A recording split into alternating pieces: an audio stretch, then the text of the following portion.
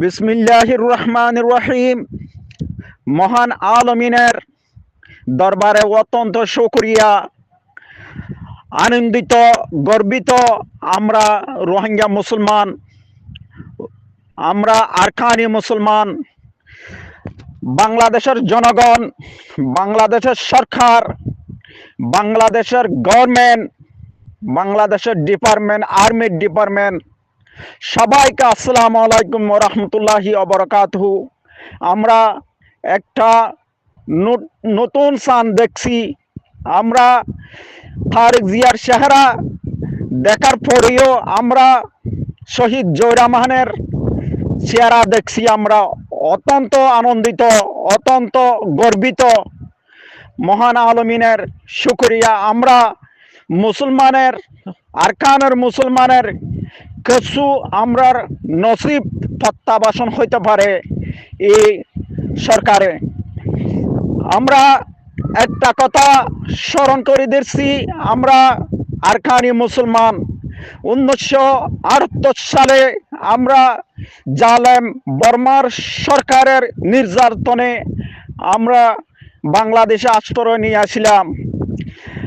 আশ্রয় নেবার সাথে সাথে বাংলাদেশের প্রাইম মিনিস্টার শহীদ জিয়াউর রহমান এক কথা বলছিলেন, আমরা আরকানের মুসলমান আমাদের ভাই বোন, রোহিঙ্গা মুসলমান আমাদের ভাই বোন। এ জালাম সরকার নির্যাতন করিস না, এ আরকানের মাটি আমাদের মাটি।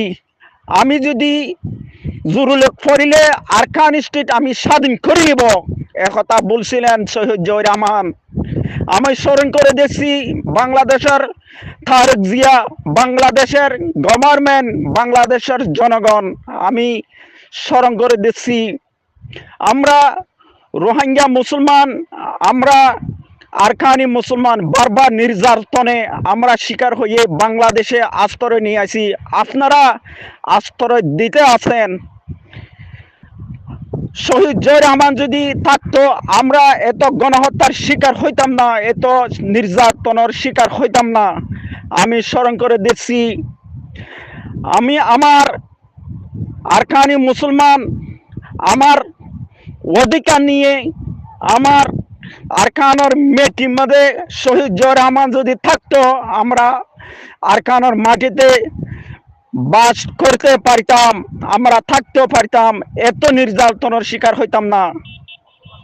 আমার ভাই, তোমার ভাই, জনগোষ্ঠী রোহিঙ্গা ভাই, ইসলামিক জাহাদ করো, আরকান স্টেট স্বাধীন করো, রোহিঙ্গা নৌজওয়ান ট্রেনিং করো, মকবরমার সাথে যুদ্ধ করো, আমার উকিয়াটের নাম খালি করো, রোহিঙ্গাবাদের জয় করো।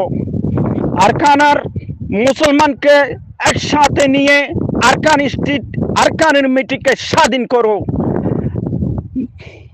নারিয়া তকবীর, আল্লাহু আকবার এ কথা বলিলে যদি মুসলমান হয়, মুসলমানের সাথে সাথে আরকান স্টেট আমরা স্বাধীন করে নেব। আমরা শহীদ জিয়াউর রহমানের এ কথাটা আমি স্মরণ করে দিচ্ছি।